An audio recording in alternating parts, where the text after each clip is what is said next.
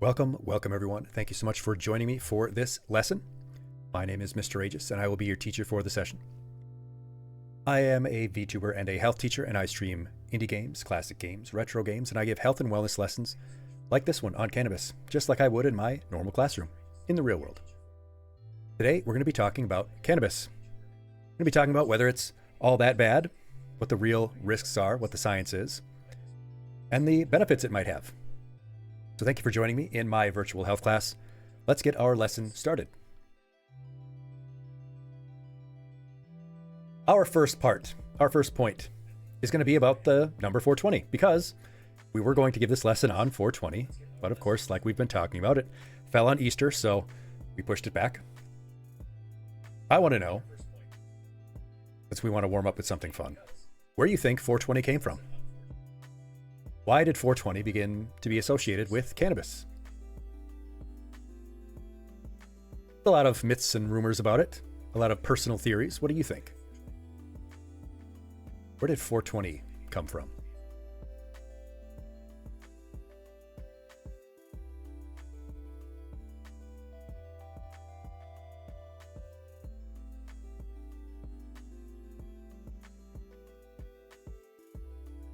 What do you think? Empress says was it a protest that turned into a holiday? That's something that's an interesting theory. Was there a protest that happened on some April 20th?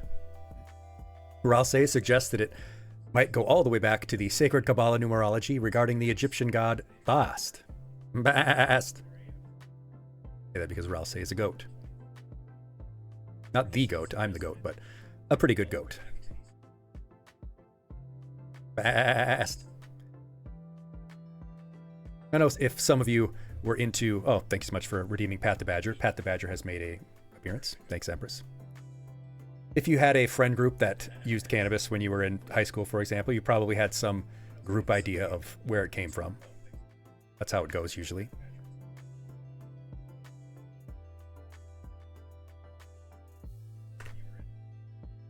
Those are some interesting ideas, some interesting theories. Some people think it is a police code, that it came from the code that the police would give over dispatch, that a code 420 was somehow related to some kind of cannabis or drug offense. That's a common belief. However, there's not really any evidence of that, and I haven't really found any police departments that use 420 as a code for anything drug related. Some people think it relates to Bob Dylan. We actually sang a little Bob Dylan earlier in the stream. That it comes from the song Rainy Day Women number 12 and 35. Because that song has the line, "Everybody must get stoned." Bite of Cheesecake has followed. Thank you for enrolling, Cheesecake. Thank you for coming on over to us on Twitch. And Ross, I just saw A Complete Unknown last week.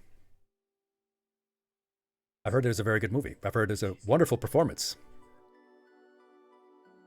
Comparable to Joaquin Phoenix doing Johnny Cash, which is a very difficult voice to emulate. Yeah, some people think it's Rainy Day Women number 12 and 35. It has the line, "Everybody must get stoned." And it just happens to be that 12 times 35 is 420.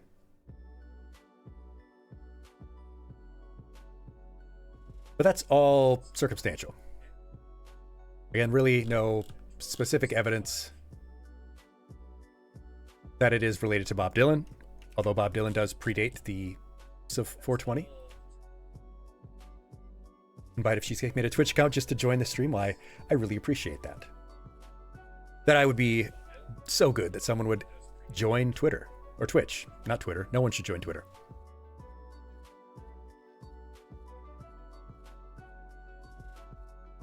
However, it is most likely related to these fellows. The Waldos. Back in 1971, they were high school students in California. They would meet at 420 after school to use cannabis, talk about it, and apparently they also had a map that they thought would lead them to an abandoned wild cannabis field. and they would go around looking for it, and they would meet at the statue of Louis Pasteur at their college. So they would refer to it as Louis 420.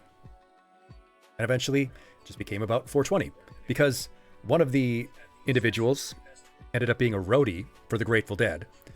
So it's likely that he would use the term around the Grateful Dead. And of course, the Grateful Dead, strongly associated with drugs and drug culture, probably spread from there. So yes, your guess was correct, Dragon. It was related to people meeting at the time 420. So the most common idea is actually the correct one. It was related to the time. There are some other cool things that happened on April 20th, though. For example, Oliver Cromwell dissolved the Rump Parliament. Yeah, the Rump Parliament. I don't have any other comments about that. Pope Louis XIII, on April 20th, condemned Freemasonry. The disastrous Bay of Pigs invasion happened on April 20th. And yes, as Bit Shepherd says, Peter S. Beagle, the author of The Last Unicorn, was born. We love The Last Unicorn here. No Last Unicorn haters allowed. Thanks for the boops, Empress. I deserve them. Let's talk about the numbers, though. We've had our fun. Let's dig into these numbers, shall we? It's important to start off noting that across all age groups, more adults are using cannabis. So this lesson is all the more relevant because use is rising. All age groups, young adults 18 to 25, people heading into middle age 26 to 34, middle-aged adults 35 to 49, and those 50 plus. With the older two experiencing the highest rate of increase. I wonder why that might be. But adolescents, 12 to 17-year-olds, are actually experiencing a sharp decline in cannabis. Raven mentions that cannabis is good for things like ADHD and chronic pain. We're going to talk about some very important aspects of that. So with these trends, if you take a look at them, with the highest trend being 22% for the 18 to 25, up to 18% and 14% for the other two groups. Bit Shepherd, you say during the brief window that you were partaking, you didn't start until you were like 38. You're a part of this rising group here, the strongest increase among 35 to 49-year-olds. Very interesting. My question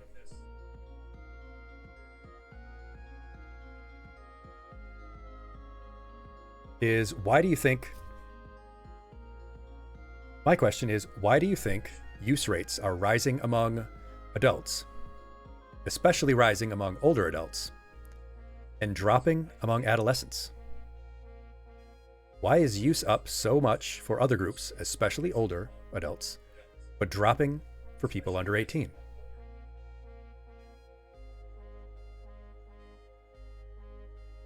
Bit Shepherd says compare it with Facebook. That's not a bad connection as far as the correlation. No causation, but bite of cheesecake suggests stress. That is a very good point for the older adults. Older adults may be using cannabis to deal with stress. They have very stressful lives, a lot of financial strain. There's a lot of stuff going on in the world. Ralsei mentions the increased availability.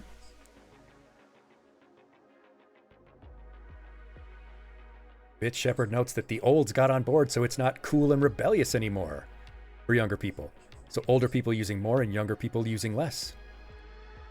Yes, Raven, older folks experiencing more pain might be using cannabis either medicinally or self-medicating. Ralsei also noted that youngsters are less likely to go out of their way because of the increased availability. And yes, since it is legal in some places now, many places and increasing, it is tightly controlled, regulated. So that rebellious factor that you brought up, it is a regulated market now. So younger people, it's harder to find and get legally.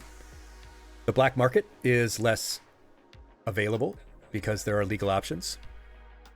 And Bit Shepherds also notes the lack of third spaces to go and have your rebellious fun.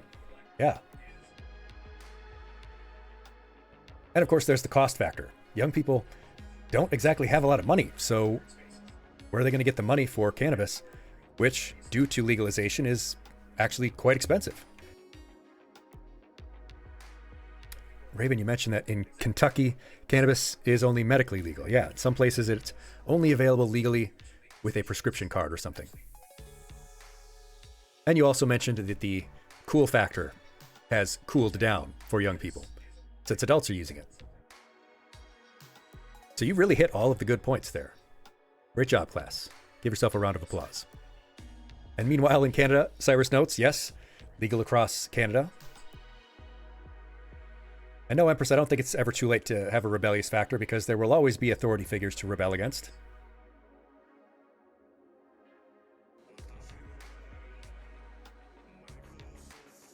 Rage against the machine at any age.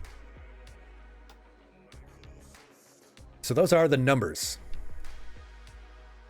And you hit all of the good reasons why cannabis might be increasing among older groups and decreasing for young people. Cyrus, you have more legal weed shops than liquor stores here? Well, I live in Wisconsin, so, I mean, we have more bars per capita than anywhere else, I think, in the world. Which is troubling and not good. And we'll talk about some legalization issues, maybe at the end. But since we talked about how cannabis use is rising in some groups and falling in others, we need to think about, well, what's actually in cannabis? What is in this plant called cannabis? Well, what is in it, class? Tin cans? You mean it comes in tin cans?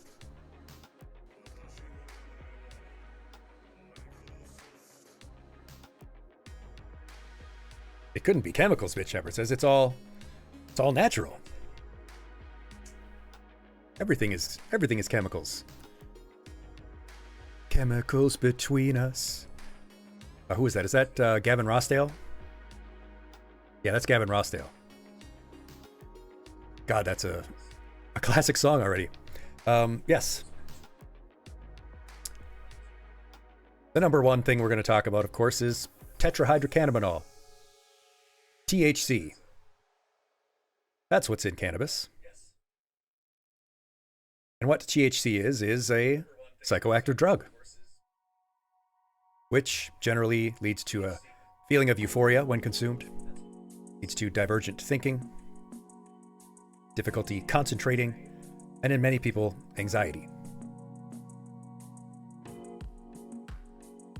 Yes, bite of cheesecake. It is a chemical that relaxes the nervous system. It also has some physical effects on top of those more psychological effects. It is a muscle relaxant. It leads to an increase in heart rate. Like alcohol, for example, it leads to motor impairment. It is an appetite stimulant, and it can indeed ease some types of pain. Ralsei mentions that as someone who has autism, you find that THC helps you a lot in calming you down and getting your thoughts on track. Pace around less and stimulus less with it. I think that's important to note that some conditions may cause a person to have a very different reaction to something. It's like when we had our lesson on caffeine and we talked about how caffeine and stimulants can have a very different effect on someone who has ADHD than it would on someone who doesn't have ADHD. But what else is in cannabis, class? It has THC, but what else is in cannabis? The whole plant. And Avil comes in with the classic excuse that the dog ate your homework. Did the dog have the munchies? That it thought paper was food?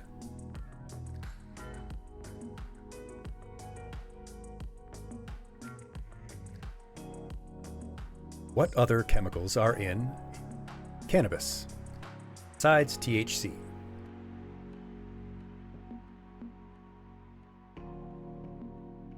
Bit Shepherd says flavonoids. That is true. You hit one of the other compounds in it.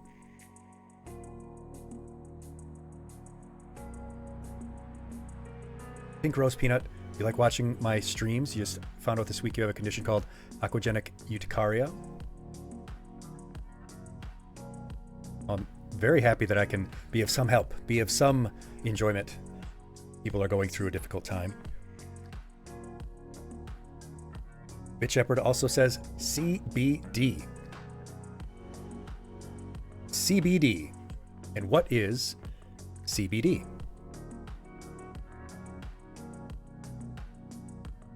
Cannabinoids. CBD, we're referring to cannabinoids. These are non-psychoactive compounds that are similar to tetrahydrocannabinol, THC. They don't have the euphoria effect. They don't have the same effect on your mental state. These cannabinoids do have a regulatory effect on the body, though. We have receptors in our brains that these cannabinoids can attach to.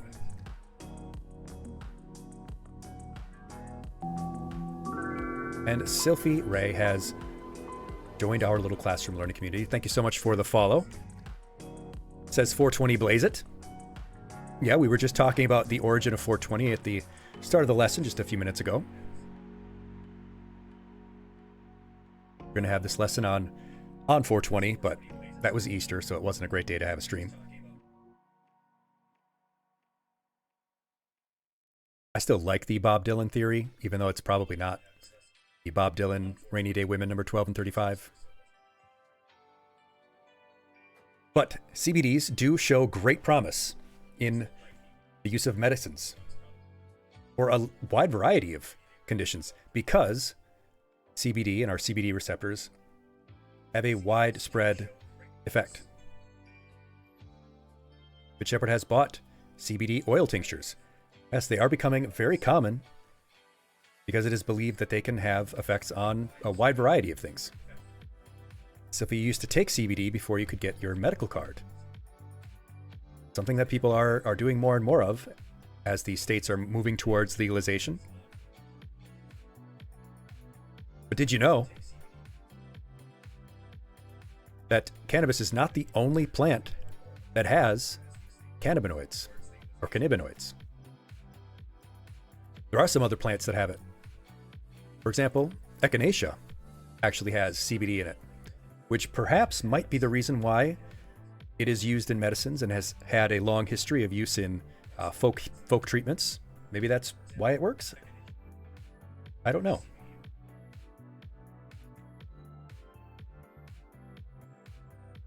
Let's talk about the endocannabinoid system. Those receptors I talked about.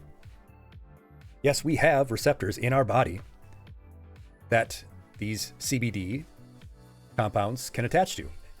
We're built to have them because we have our own endogenous CBD system. Majestically through the sky, but I can walk and walk. Other Pokemon can dig a hole that's real deep and big, but I can walk. They can walk. I need to come up with my own new lyrics for that. Bit Shepherd, you learned a few weeks ago that Zicam is homeopathy. Zinc isn't even an active ingredient. Very interesting. You know, we have our supplements lesson coming up in the near future, and yes, you're correct. A lot of that homeopathy doesn't even have some of the stuff it claims. So what about this endocannabinoid system? We have receptors that CBDs can attach to, so why not use them, right? Well, we have endogenous cannabinoids that our brain makes. And what they do is they act as what some people refer to as a traffic signal. Some people say that it works like a traffic guard because they signal other transmitters in the brain. Things that affect sleep and our metabolism, our cognition and inflammation.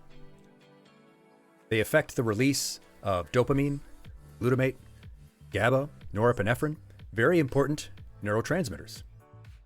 They can be inhibitory. They can slow down the release of one of these important neurotransmitters.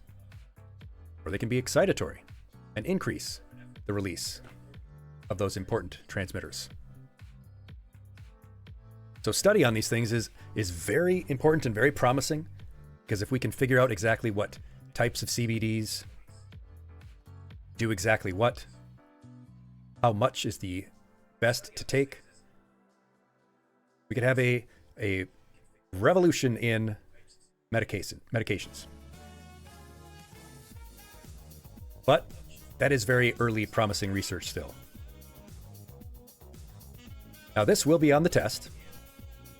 I'm kidding, we don't have tests. I don't actually make you do any of the science stuff. We're not here to make you remember science stuff. I'm more interested in you remembering the skills and relevant information.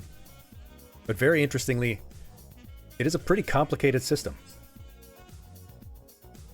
The release of these CBDs and the effect on the receptors leads to a cascade of some very complicated things, which is why it is so difficult to figure everything out exactly. And why we shouldn't just make assumptions or make hasty conclusions about, well, it seems to do this, so let's take it for that. The host of other things that we should take into consideration first. We want to have strong evidence. Yeah, weed from the brain, dude. Yeah, well, you're right. We do actually make our own CBD. Then we get to delta 9 THC. Delta 9 tetrahydrocannabinol. What is that? Well, first we have to talk about anandamide. Why are we talking about this chemical instead of delta 9 tetrahydrocannabinol? Because anandamide is another neurotransmitter that we naturally make. It comes from the Sanskrit word for joy, ananda. It is also a regulatory signal in the brain, but it affects things like your mood, your memory, your sense of pain, and a whole lot of other things. It's also involved in our reward system. You know, the thing that tells you, if I do this, I feel good, so I should do it more. It reinforces positive feelings. This is the chemical that is thought to increase when you feel that runner's high, if you've ever had that. You know, when you go for a jog or you're doing some kind of exercise and you start feeling really good for some reason. Sort of a euphoria. Chocolate also may increase your level of anandamide. Why is this important? Why is it important to talk about anandamide with delta 9 THC? Well, it's because delta 9 THC is similar enough to anandamide that it can activate our receptors. It's similar enough in composition that it can connect to our anandamide receptors and stimulate those same things, but externally rather than internally. Sweetie Boots says that I'm cute. Well, I mean, I'm not going to argue with you. You're obviously objectively correct, and thank you for noting so.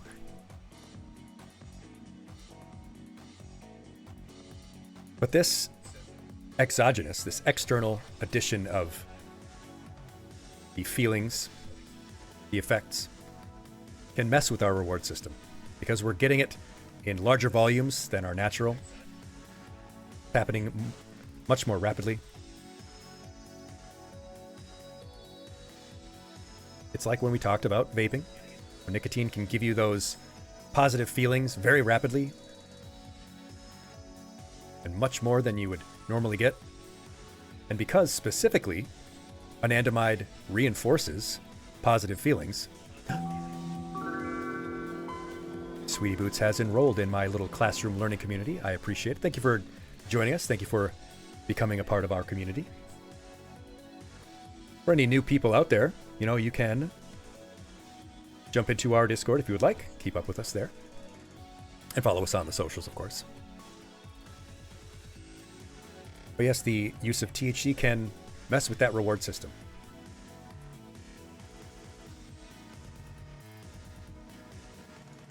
But we need to talk about one other aspect. The fact that there is two kinds of cannabis. Well, there's three, but there's only two major ones. Indica and sativa. Now, you don't need to worry about letting me know that you probably use cannabis if you can answer this question, but what is the difference between indica and sativa, class? What do you know about this difference? Ralsei says sativa for Marxism and indica for anarchism. I've never heard that before, and I hate it on the surface. But it's also correct? Huh.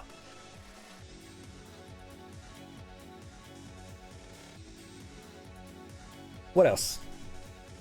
Who else has a guess on the difference between indica and sativa without looking it up, without Googling?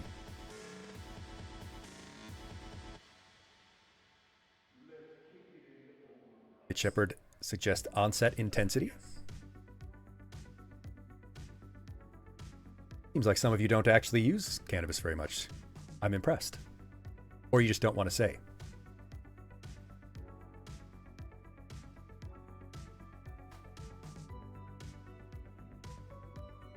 Well, Kyle says one is for the buzz, one is for the good body feelies. Raven, you've never used it? Well, here is the difference. You'll be learning something new. Indica is a shorter, bushier plant, more often grown indoors. And it provides a more body high. It is more sedating. It has a higher CBD content than sativa.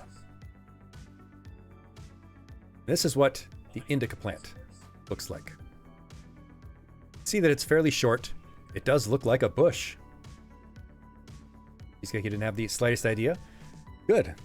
It's good that people don't necessarily know about that until they learn from me. Ralsei said, yeah, it's the sleepy time weed.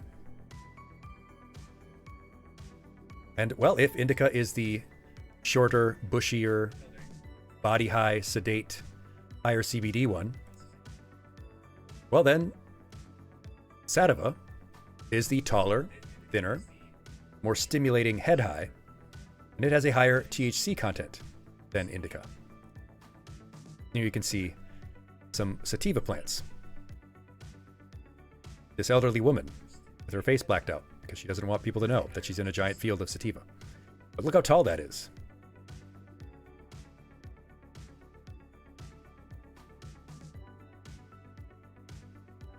But what else is there? What else is there besides THC and CBD? Well, Bitch Shepherd mentioned one thing. There is a fourth thing, though, we want to talk about. Will you say the sativa is the plant you see on the news and movies? Yeah. They like to show the big, tall, impressive cannabis plants. One of the other things that is in cannabis are terpenes. Terpenes are the aromatic oils, the oils that are produced by a plant. They give it its distinct smell. There's several of them here. I note them because it's interesting, the different smells they give. Like there's limonene, which as you might guess, is a citrusy smell, kind of like an orange or lemony. Pinene, I mean, obviously would smell like pine. Terpinolene is more of a woody and herbal smell.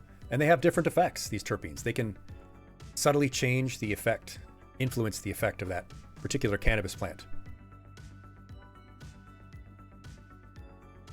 Sometimes in some very positive ways, like if there's more limonene, it may increase the euphoria of that particular cannabis plant. Terpinolene might make it a little bit more sedative. And these compounds are found in other plants. as you might have imagined, limonene is found in citrus plants. Pinene is found in pine needles. They're like enchantments, Apple Dragon. Yeah, they are like enchantments. You have your base item. There's enchantments that can augment the effect, give it a buff or a debuff. That's a good comparison. They're mods. Wow, yes. There are a whole lot of other things, though. There are a whole lot of other terpenes, all with different effects and smells. Too much for us to get into here. But I wanted to mention that, and I'll bring it back to why a little later. Bit Shepherd earlier did mention the next thing we're going to talk about, the fourth thing that is in cannabis that is important to note, and that is flavonoids. Flavonoids are compounds unique to different plants, and they can affect the color or the taste, so to speak, of the different cannabis plants. One of which is completely unique to cannabis, not found in other plants, cannaflavin, which gives it an anti-inflammatory effect. Quercetin, which you may have heard as a supplement, which is used as a supplement. You can get things like quercetin tablets found in many different fruits and vegetables, which may have an anti-carcinogen, an anti-cancer effect, although more research is needed. Yes, Avel, you can think of it as flavonoid for flavor, and terpene for oil, like turpentine. Good way to remember it.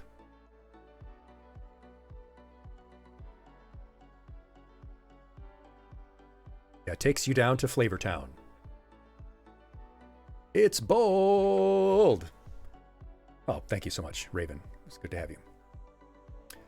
So those flavonoids are another aspect of cannabis. And again, like with the terpenes, there's even more of them, all with different effects. Again, more than we would get into here, but still important to note how many there are. Let's talk a little bit more about CBD specifically. They also have a variety of different types with different effects. CBD is used as a sort of catch-all, but there's a CBD specifically, cannabidiol. Cannabidiol, which its effects are things like euphoria, appetite stimulation, also relaxant. This is the most abundant of the cannabinoids. This contributes a lot to the effects of the delta-9 THC. But there isn't just CBD, there's also CBN, which enhances the effect of our natural CBDs. Well, enhances the natural effects of our natural cannabinoids. It's also CBG, cannabigerol, and cannabichromene, CBCs. There are a variety of other cannabinoids in cannabis besides just CBD that we hear about all the time and THC. All of which can change the effect, change exactly how it feels. And there are a bazillion CBD products out there now. Because CBD is largely legal everywhere, and it can have a variety of effects, it's used in a ton of products.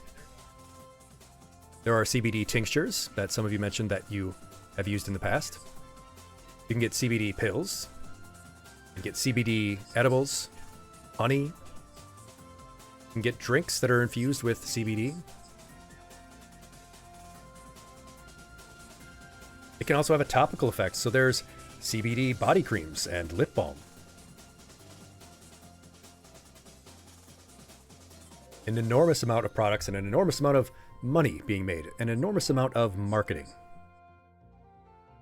Now, this doesn't necessarily mean that it's bad or that it doesn't work or doesn't do the things that people say it does. But we don't know exactly what the best dosages are. We don't know exactly what its effects are. If there are people that it won't work well enough for, or that it would work better for. Exactly, Dr. Cave, there comes a point where you should consult an actual expert. Not just a Google search. I mentioned on Twitter today, because I was in a discussion and someone just, their reply was to at one of the AI chatbots. I don't know if it was Perplexity or Grok or whatever, and just said, "Is this true?" My thought was the natural endpoint of all those people saying, "I did my own research," is just, they will say in the future, "I asked a question on Twitter and mentioned a chatbot so that it could copy paste the first results for me." So yes, CBD is everywhere, and they help people. It may be a good thing, but we don't know exactly how it all works. And that's not to say that we understand how other things work. We don't know how antidepressants work exactly. But it does mean that we should be a little bit more judicious and not just buy into whatever hype comes around.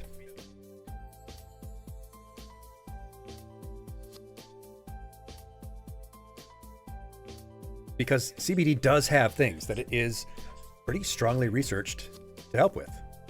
There are some things that we do have a strong body of evidence for, like epilepsy. The strength of that evidence is considered very strong, and in fact, there are FDA-approved drugs using CBD to help with epilepsy. And the great thing about it is that it helps for all types of epilepsy.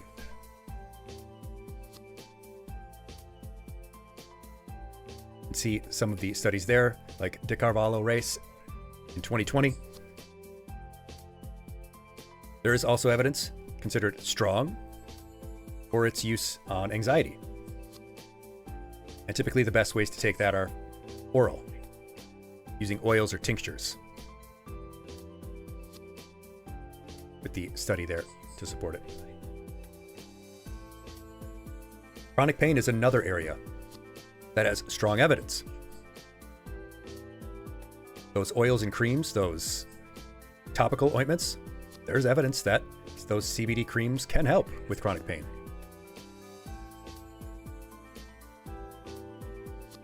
And sleep health. And sleep health is something that is very important to us and we talk about frequently. There's also good evidence that CBD oils before bed can help someone get faster, deeper, better sleep.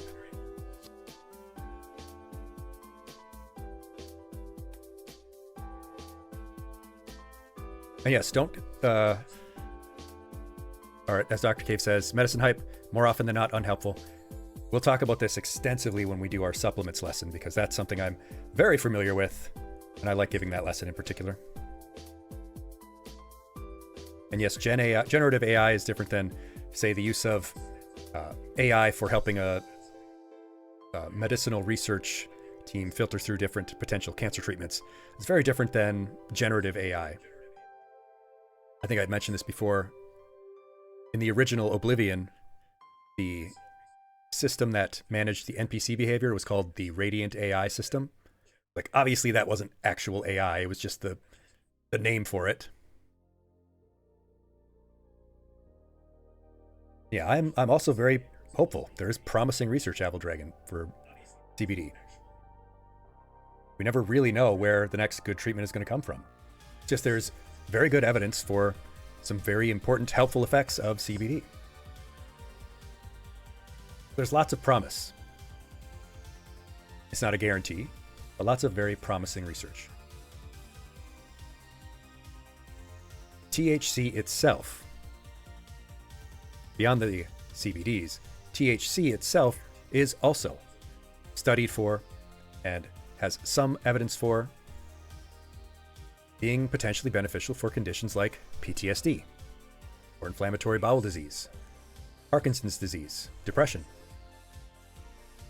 Obviously, we want as much research as we can get, but there's promise that the THC itself can help with those issues. And yes, Bit Shepherd, the meme is glaucoma, because it can reduce intraocular pressure, reduce the pain related to glaucoma. And of course, its effect on pain itself. Yeah, there are positive potential research areas for THC itself beyond CBDs.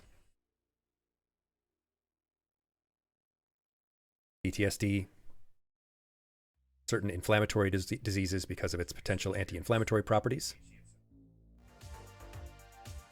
But what do all these things have in common?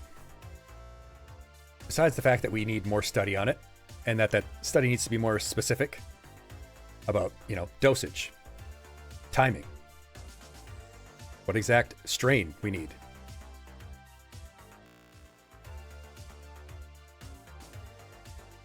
What they all have in common is that they're serious medical conditions. What they all have in common is that they're things that people would take as medicine, not just for the hell of it, right? There is another important concept, though, that some people talk about when they're talking about cannabis and the CBD, the THC, the flavonoids, the terpenes. And that is the concept of whole plant. The concept of the entourage effect. Not the show, Entourage, which I've heard is amazing, but I live under a rock, so I don't really watch a lot of TV. I've never seen it. But it's the entourage effect. The notion that the cannabis plant is more than the sum of its parts. That it isn't just the CBD that does something, or the CBG, or the THC, or a specific terpene. It's not just limonene. It's not one of the flavonoids. It's the combination of them all. But I want to bring it back to something we touched on earlier, and that's that wow, this thing is really complicated, right? This cascade effect of our endocannabinoids and the exogenous cannabinoids. If it's that complicated, it's going to be very hard to know exactly what combination does exactly what effect. What exactly is the right concentration of THC compared to CBG, compared to CBD, compared to limonene and pinene, compared to any of the flavonoids? Which one of each of those things is having which effect? And how is the combination of each changing it? So it doesn't really say that you can just smoke any cannabis plant and get a particular effect. You don't actually really know, which is why it can have such a wide variance. Which is why sometimes when you use cannabis, it might make you feel really calm and chill, and sometimes it might make you very anxious. It might just be the fact that it had one or more, fewer or less of a particular compound, all of which affects how it makes you feel, the effect on your body.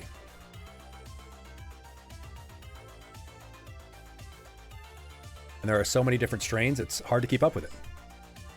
Exactly, Retro Rare. They're all interconnected. Different strains have very different effects. And the dispensary or the expert can tell you what they are, but that also will be different based on you, individual differences. Your own genetic makeup, your own mentality going in can affect it. The same strain can have a very different effect on two different people. So the amount of study we need is very high.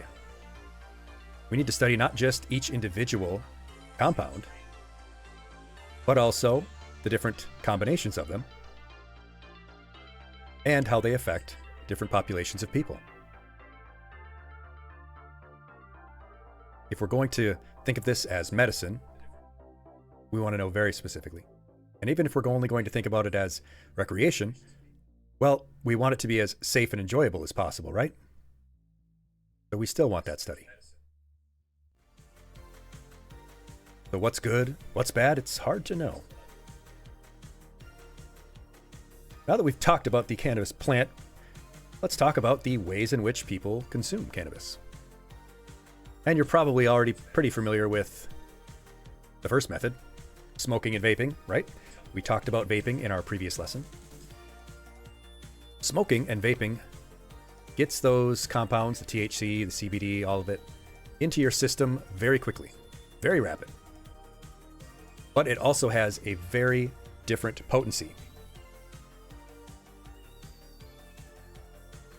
how you smoke, how deeply you inhale, how much you hold it, the different ways in which you can smoke or vape, the different paraphernalia that can be used, can very much change how it affects you.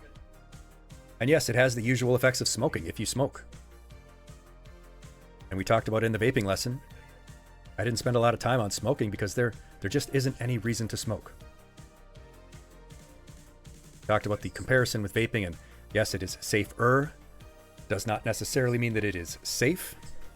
Of course, I would prefer you do one over the other, or use one to quit the other. But again, even the person who invented the modern vape, Dr. Hoon Lik, ended up using both. Yes, it has the usual risks of smoking, but also a lot of the smoked cannabis is unregulated. There is still black market out there. It is still illegal in many places. So you really don't know what you're getting. I mean, when I was a young person, which wasn't that long ago, you would get whatever bag you could, and you had no idea what was in it. You didn't know the strain.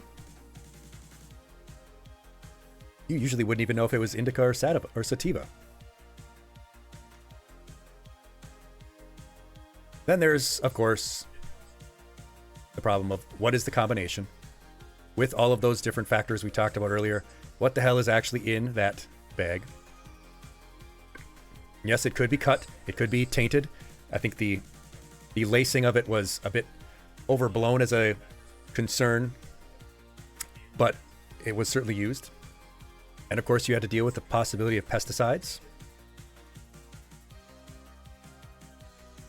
The other very common way to take it is edibles. But surprise, edibles can come on very rapidly. It takes a longer time to come on, but when it does, it can hit you pretty hard, and it can last a very long time. Some of them, you're not always sure what the quality is. And if they're homemade edibles, it's hard to judge the consistency. You can put a certain amount of cannabis in whatever edible you're making, but how do you know which slice of it has the most of that product? And of course, it can be very easy to overconsume. You think, well, this isn't hitting me very hard, I'll just have some more. And then, yes, you're locked to the couch. There are a couple of other methods.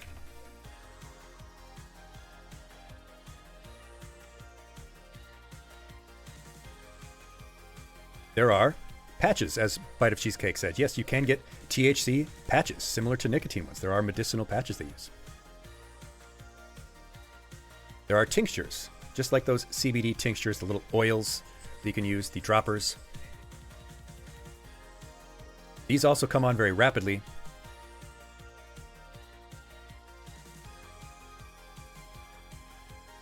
Then there are also dabs. Dabs are very concentrated. They can have extremely high potencies. And you're not always sure about the purity of it.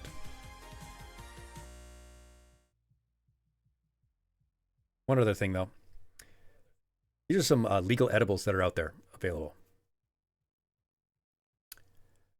What do you see wrong with this?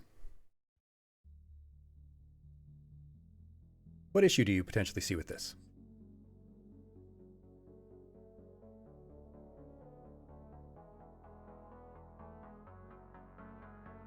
Yeah, Rao, it's just straight up candy coated. Or also you just, mistook them for candy. This one says medicated Jolly Rancher gummies. It just literally says Jolly Rancher gummies.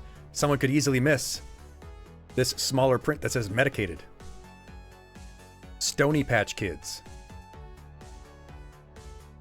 Double Stuff Stonios.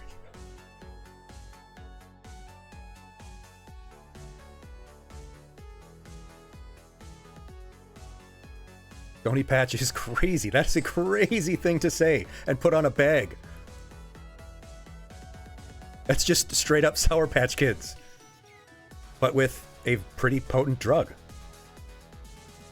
Yeah, right. You're Nieces and nephews might not pay enough attention to see that. Adults don't pay enough attention to see those things. I mean, obviously the problem isn't the CBD or the terpenes or the flavonoids. It's the straight up THC in very much child-friendly marketing.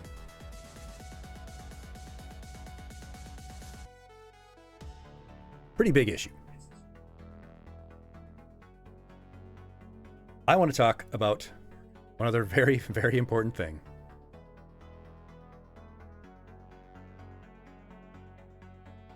The concentration of THC in cannabis over time. The concentration of THC in a typical cannabis plant in 1995 was 3.96. In 2022, it was 16.14. It was 400% stronger than in 1995. It's not twice as strong. It's not 3 times as strong. It's 4 times as strong. And this is 1995. 1995, under 4%. 2022, over 16%. And of course, the trend is still rising. What might it be today, 3 years later? What would it be if you went back even farther? If you went back farther than 1995,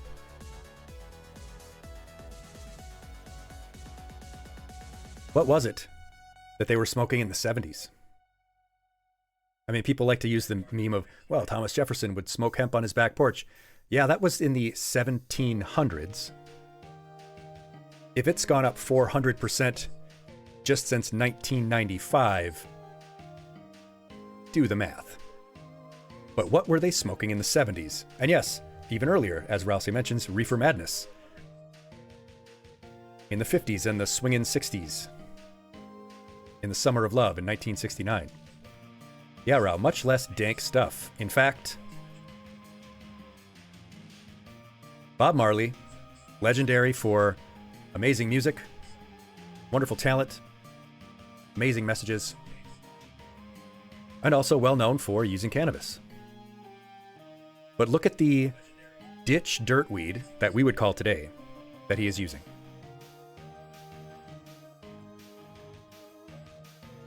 This is what strains of cannabis looked like in the 1970s. These are named strains. These are not just things grown in a ditch or in a field. These are actual grown strains of cannabis used in the 70s.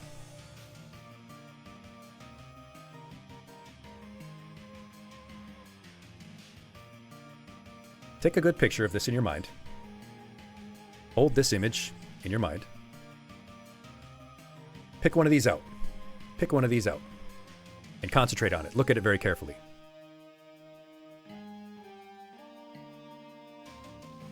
Have you picked one? Pick a favorite. And yeah, they're very interesting names. There's Sinsemilla, I can't pronounce that word. The Sinsemilla, Mia. Yeah, there's the Guerrero Gold, Thai, Colombian Chiba. But pick a favorite out and focus on it for a moment.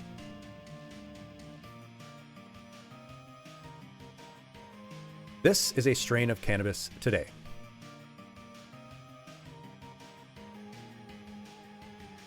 This is what high-quality cannabis looks like today. This doesn't even look like the same plant. This looks like it comes from an alien world. This is cannabis that has been hybridized and bred very specifically for very high concentrations of THC, specific compositions of CBDs and flavonoids and terpenes. This is not Acapulco Gold from the 1970s. The cannabis used today is not the cannabis that the hippies were smoking in the 70s. This is 400% more concentrated. Look at this. This looks like it does come from an alien world.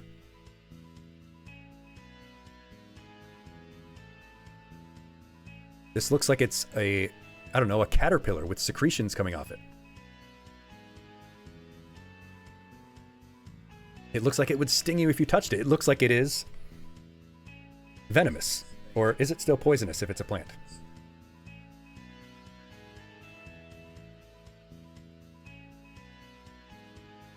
So you can think about that chart and the under 4% in 1995 and the 16+% in 2022. I don't know, maybe 17% today. And look at this, what looks like dried up pine needles or whatever. It just looks like ditch weeds.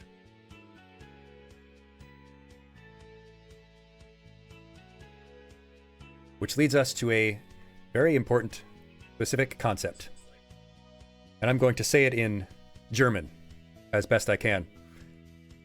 Alle Dinge sind Gift und nichts ist ohne Gift. Allein die Dosis macht, dass ein Ding kein Gift ist. Don't clip that. Alle Dinge sind Gift und nichts ist ohne Gift. Allein die Dosis macht, dass ein Ding kein Gift ist.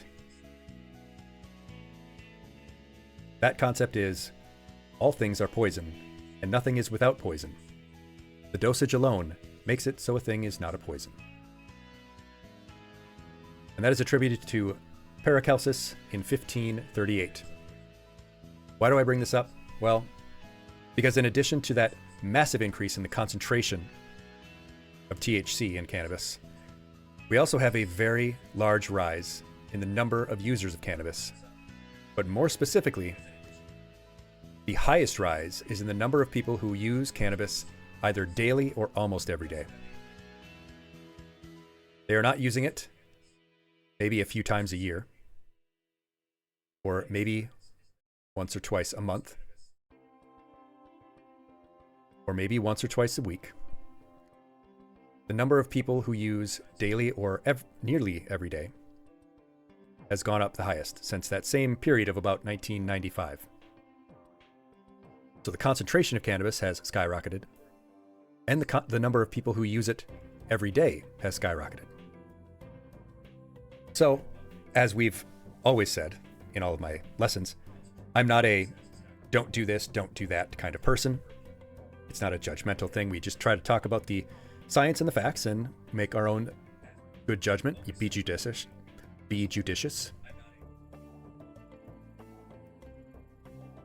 But the cannabis used today is not the cannabis used years ago. And people are using it far more frequently. And if they're using something more frequently and it's much stronger, it is not the same. So that concept is the dose makes the poison. So la dosis facit venenum. The dose makes the poison. Someone who ate an edible in 1975 of 2% THC,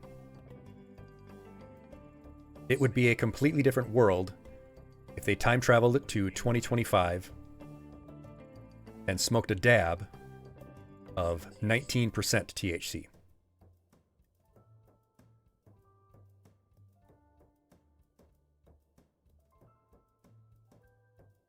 So we have much higher doses. We have much higher strength. So people are taking more. The amount in the beaker goes up. There's more of the molecule in each glass. And they're using it more frequently. So there are very good arguments for THC not being as bad as people think. However, that is taken in isolation.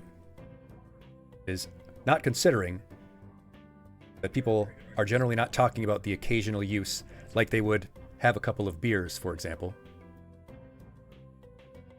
We're discussing perhaps people who are using every single day very high concentrations.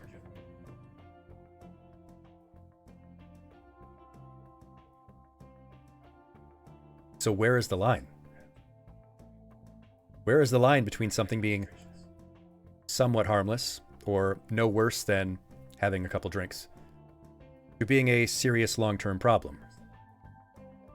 Where's the line of someone being stoned occasionally and being a stoner? Where's the line between an acceptable risk, because everything we do is a risk. You know, I eat a cheesecake and that's a risk. It's not healthy for me. I made that choice. I accepted that risk, that it would increase my blood sugar, that it would be a lot of calories.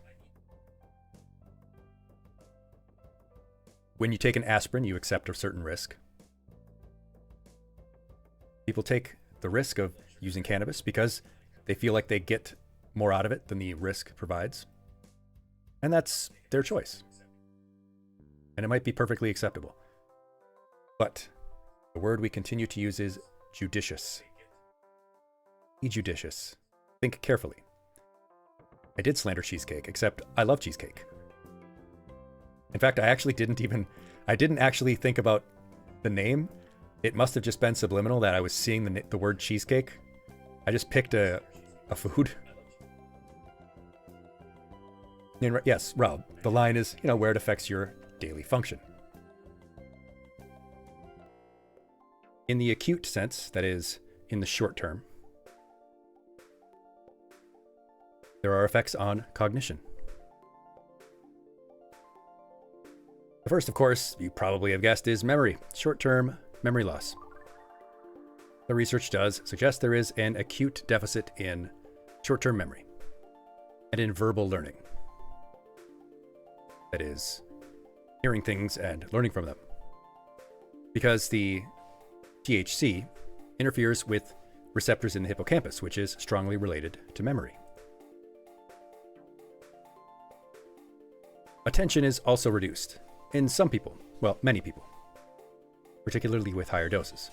There's a reduced ability to sustain our attention and control what we're focusing on. And very importantly, decision making. There's impaired judgment, more likely to take risks.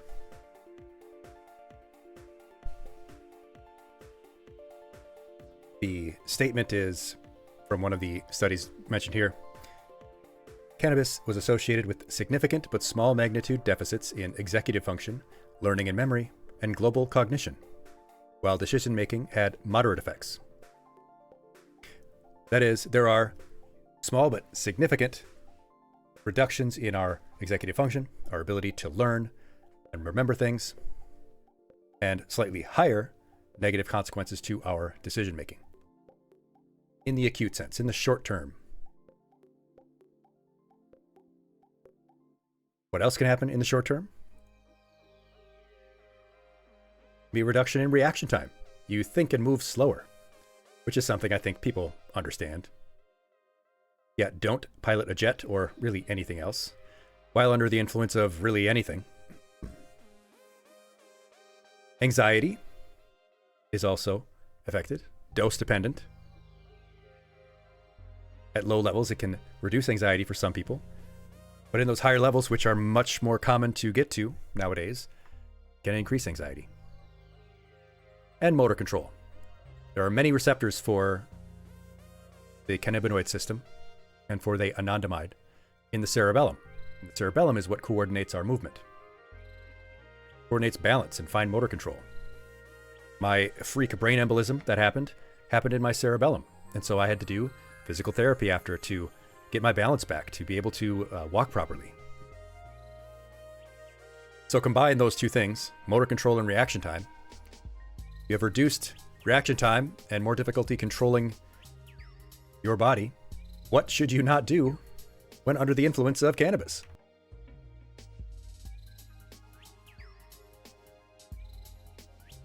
Try Oraloo. Yeah, you should probably not do that under the influence. Sonic is under the influence of pizza, and you drove. I mean, if you eat a lot of pizza, you might be sluggish and have poor reaction time. That's certainly possible. No operating machinery, Sylphie. Exactly. Not only are you reacting slower, but your fine motor control is impaired.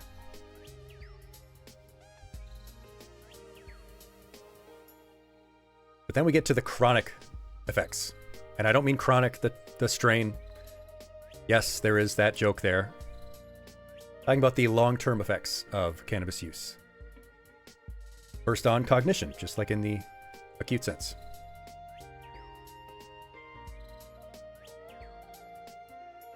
Studies saying things like history of heavy cannabis use was associated with lower brain activation during a working memory task.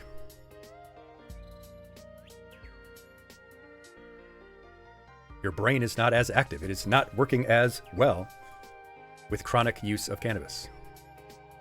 And as stated, cannabis was associated with significant but small magnitude deficits in executive function, learning and memory, and global cognition, while decision-making had moderate effects. There was one other thing I was going to mention, but I hesitated to bring it up because it is related to IQ, and IQ is not just an imperfect measure, but it can be a very misleading measure. I mention it because quite a few studies use it as a measure when talking about cognitive effects of a drug. And that is that some studies find a small but significant reduction in IQ results from heavy cannabis use over the lifetime.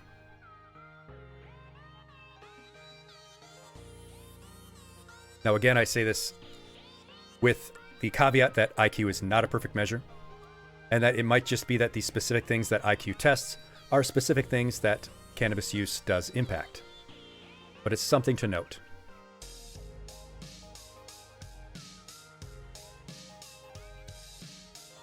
But what else? What else can long-term cannabis use impact? It's not just it's not just psychological or neurological. There are physical effects.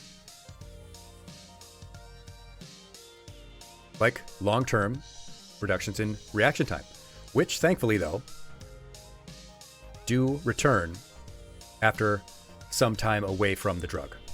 After some time of quitting, the reaction time does come back. There are cardiovascular problems that can also be possible from long-term cannabis use.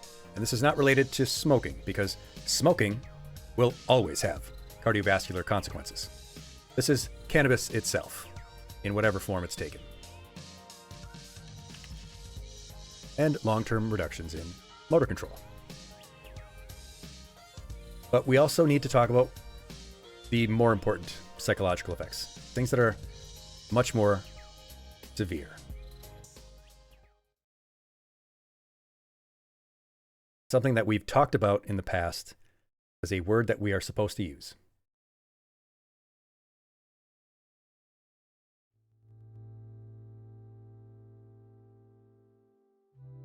There is a word that we are supposed to use, and we've used it in the past when we talk about mental health. So I'm going to talk about it. Hope this is something that is okay for you to talk about. This word is, of course, suicide. There are psychological consequences to long-term cannabis use.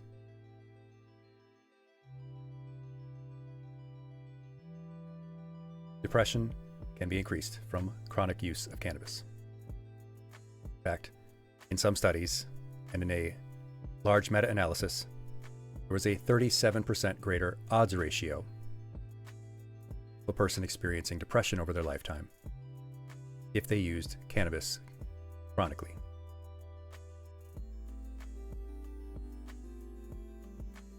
In terms of suicidal thoughts, there was a 50% greater odds ratio. And very troublingly, there was a 240% increase in the attempt odds ratio. So these are not trivial matters. I want to make it clear, though, that there is a lot to think about. And there are a lot of confounding factors. There's a lot else going on. And it can be hard to pinpoint any one thing in even a large study. These are associations. These are not proofs of a causative nature. The timing of someone beginning to use cannabis is a big factor. If someone begins using at a very young age,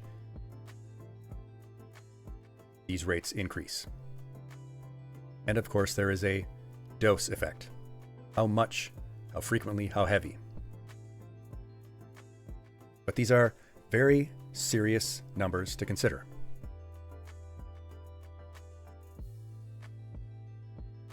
In this particular study,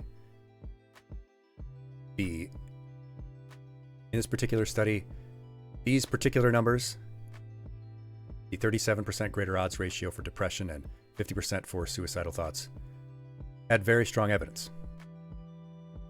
The 246% attempt odds had moderate evidence, but still is a very troubling result.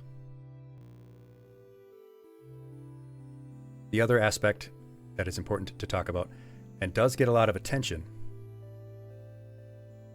but there are misconceptions about it, is schizophrenia. Now, schizophrenia is not multiple personality disorder. It's a big misconception that people have, first and foremost. But there are also misconceptions about the role that cannabis may play. The National Academy of Science, Engineering, and Math and Medicine, Board of Population Health and Public Health Practice, in their current state of evidence and recommendations for research, their summary of all of the studies assessed did find that there is substantial evidence of a statistical association between cannabis use and schizophrenia, particularly among very frequent users. Again, this is association, not causation. But that is, again, still very troubling. There was also evidence of an increased risk of bipolar disorder or an increased risk in the severity of bipolar disorder. But focusing on schizophrenia, because it is talked about more often, one important factor is that schizophrenia is considered to be very heavily influenced by genetics. And it's important to note as well that it may be that the connection goes in the other direction. That people who are either predisposed to or have conditions like schizophrenia may self-medicate with drugs like cannabis. Obviously, we need much more study, much more research to give us exactly the connection between these two things. But these are not trivial issues.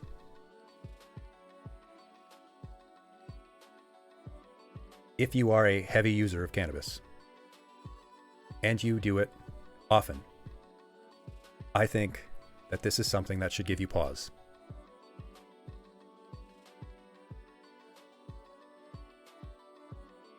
But we'll move on from that to some other effects of the use of cannabis that we might not consider. And those are potential social consequences. What do you think some of the social consequences might be, class? What potential social consequences beyond the health consequences, mental health, physical health,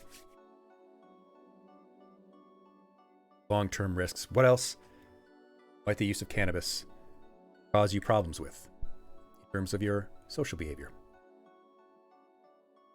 House says, forgetting all about your hangout events, and Bitch Shepherd says, stoner isn't a well-respected trope. Some of the effects are things like isolation, which I think you implied. It may not increase social behavior.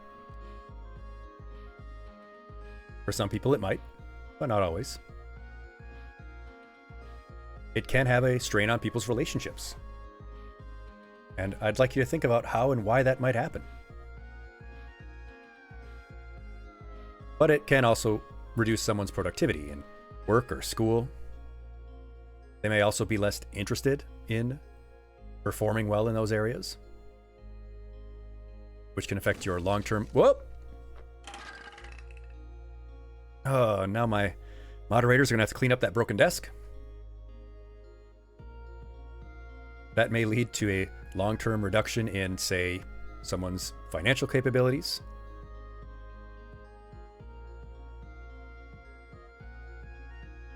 Speaking of which, there is a financial cost because cannabis costs money. It costs money. And in states where it's legal, those dispensaries are very expensive.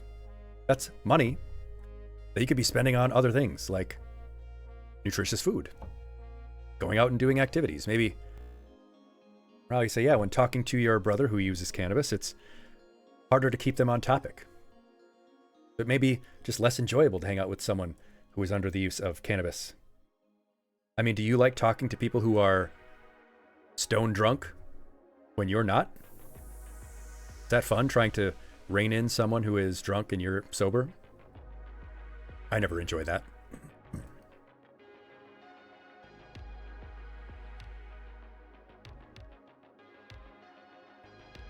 So we're bringing it back to this chart as we start to summarize the lesson. Remembering that in 1995, the concentration of THC in most cannabis was under 4%, and that today it is well over 16%, over 400% stronger. The cannabis that your grandparents used, that the hippies in the 70s used, which is way back even farther left on this chart, it is simply not the same cannabis that is out there today. Because, as we showed, that Bob Marley cannabis that he was smoking in the 70s, it looked like this. It looked like it came from a ditch. It looked like dirt. It looked like dried up sticks. It's full of stems and seeds. And this is what some cannabis looks like today. It looks like an alien. It looks like it comes from another galaxy.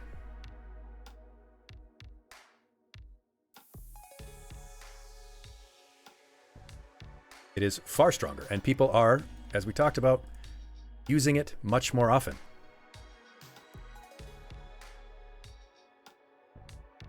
Skyrocketing levels of people using daily or near daily. So if you're using cannabis that is much stronger and you're using it much more often, those effects that you thought, well, they're not that bad, they're not that serious, well, they can be much worse than you thought.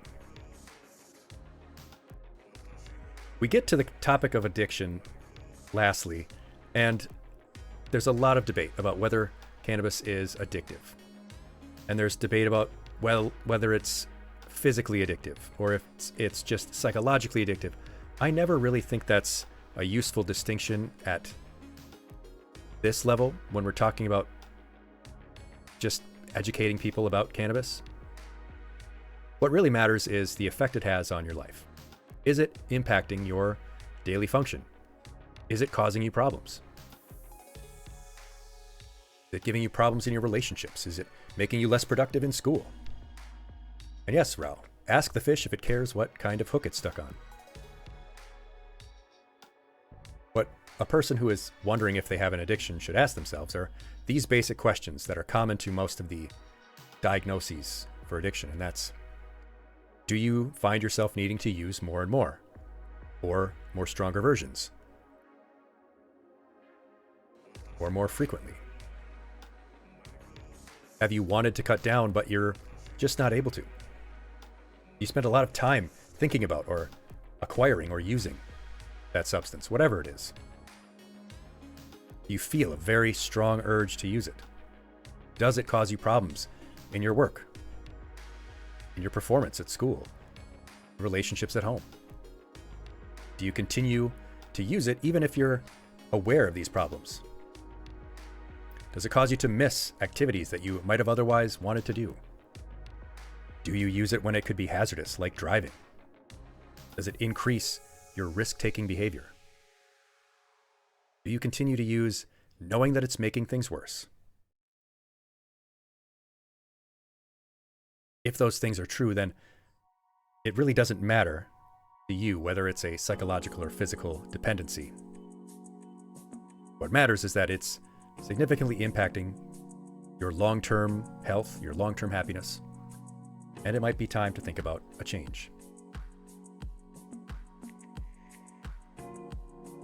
If you also experience withdrawal when you do stop, that's a pretty strong indicator. And I do know people, when they do quit using cannabis, they do have a craving for it. They are irritable. They are increasingly restless and nervous. You have trouble sleeping. So whether it's physical or psychological, I would say it is an addiction. But again, that's risk and choice. We take risks all the time. We decide what is an acceptable risk. We may eat unhealthy food because it tastes good. We may drink occasionally because it feels good, even though we know that alcohol isn't good for us. We make choices. And if people use cannabis on occasion, that's not something I think we can judge people for. And it might just be an acceptable risk. But think about those long-term consequences of chronic heavy use. Increased risk of suicidal thoughts. Increased risk of cardiovascular problems. They're not insignificant problems. So I just ask that you choose wisely. Be judicious, the word that we constantly use. If you don't use, there's no need to start. If you do, just don't increase the amount you use. Or if you're currently using a lot, try to taper down and start reducing it. Again, this isn't telling you to just quit cold turkey or that it's just bad and you should stop. Be judicious. Consider your safety. Also consider the quality of what you're using and where you're getting it from. If you are going to use a substance, make sure that it is coming from a reputable source. Like we talked about with vaping.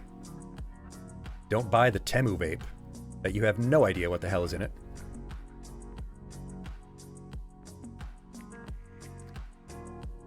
And if you do want to quit, make sure that you follow a plan and don't just say, I'll quit. We talked about that in our New Year's lesson on New Year's resolutions. Make sure that you have a plan, that you're ready to quit. And yeah, there may not be anything coming from Temu anytime soon anyway. You're not going to worry about it.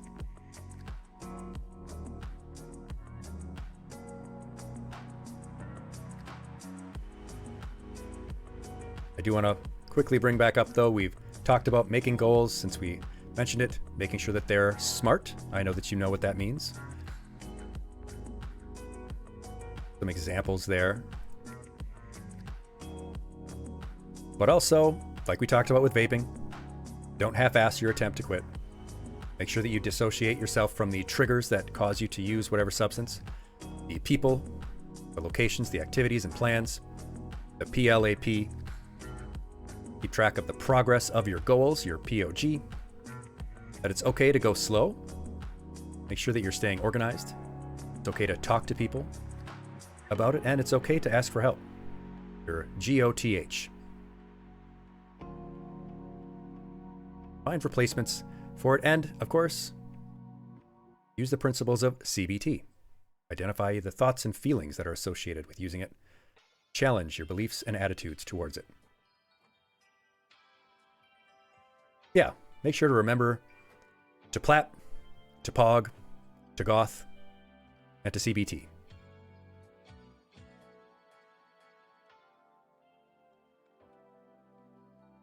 But anyways, we get to the part of the lesson where we open it up to you for any additional questions, any comments, any feedback you have, any suggestions you have, either about this lesson or future lessons. What you thought, if there were things that you wanted to cover but we weren't quite able to get to, things that we might have covered more in depth. It's open for you. Welcome. You've got mail. Got mail. Thank you so much, Zetsune Alpha, for gifting a sub. It really means a lot to me, and congratulations, Born Buglin. Yes, I very much appreciate it. We always say that I don't ask for anything. I feel like it really should be up to you, and I never mention that very much or talk about it very much. So when people feel like they want to support what we do, it really means a lot. It makes it feel like we're doing something that matters. We have fun playing games, and we're about to start Minecraft now, but we use something that I think is substantial. It is substantive. There is actual content.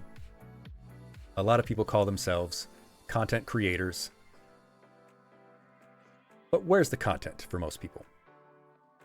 I'm not the best in the world, but I want to make sure that what we do matters to people and that it can have a positive effect, because I want you to live longer, healthier, happier lives. That's the whole point of why I became a teacher, why I talk about health, and I hope that it does help you. You can take these skills with you wherever you go. We're a skills-based classroom. Like I said, I don't necessarily care so much if you remember the specific numbers, if you remember the specific issues, but if you remember the important points and skills you can use to improve yourself, that matters. So, if there aren't any additional questions, I want to congratulate you on completing this lesson. Here is your certificate of completion. I will be happy to put your name on it and send it to you in the Discord. For successful completion of, say, the vaping lesson or cannabis lesson, any lesson that you have attended, I am happy to give you this. If you watch this later on in a VOD, let me know. Join our Discord and I can send that to you. Thank you so much for watching this lesson. I hope you learned something useful and that you can apply it to improve your quality of life. If you liked what you saw, make sure to follow the channel and follow us on Twitch so you can join our lessons and games live. On the screen, you'll see links to our channel and our playlist of other lessons. Thank you again for watching and for supporting independent streaming and educational content. I hope to see you next time. Class dismissed.